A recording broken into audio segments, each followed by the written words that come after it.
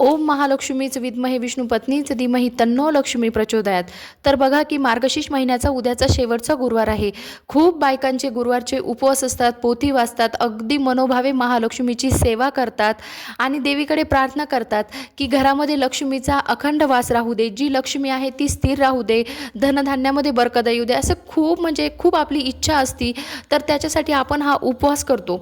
पण बघा की आता खूप जणांचे एखादा गुरुवार गेला असेल, कुणाचे 2 गुरुवार गेले असतील, तर कुणाला आता सुतक किंवा विटाळ पडलेलं असेल, तर मग आता काय?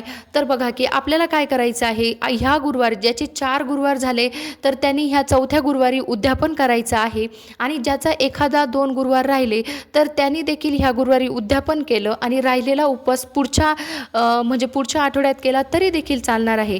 किंवा मग कुणाला वाटत असेल की नाही मला पूर्ण म्हणजे गुरुवार झाल्यानंतरच उद्यापन करायचं आहे तरी देखील चालेल। आणि सुतक किंवा विटाळ जर समजा पडला तर तुम्हाला गुरुवारचा उपवास धरायचा आहे, फक्त आपल्याला पोथी वाचायची नाही आणि सुतक किंवा विटाळ फिटल्यानंतर मग आपल्याला जे काही आपले गुरुवार राहिलेले आहेत त्याची आपल्याला पोथी वाचून नंतर आपल्याला उद्यापन हे करायचं आहे।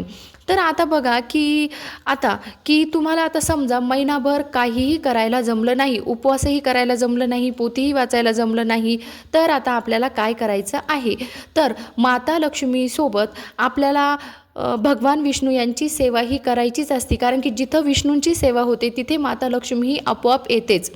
तर आपल्याला आता ती कोणती सेवा करायची आहे शेवटच्या गुरुवारी, आवर्जून आपल्याला ही सेवा करायचीच आहे। तुम्हाला अगदी महिनाभराच्या सेवेचं ह्या एका दिवसाच्या सेवेनी फळ हे मिळणार आहे। तर याची संपूर्ण तुम्हाला माहिती बघायची असेल तर खाली जी काही लिंक दिलेली आहे त्या लिंकवर क्लिक करा। श्री स्वामी समर्थ।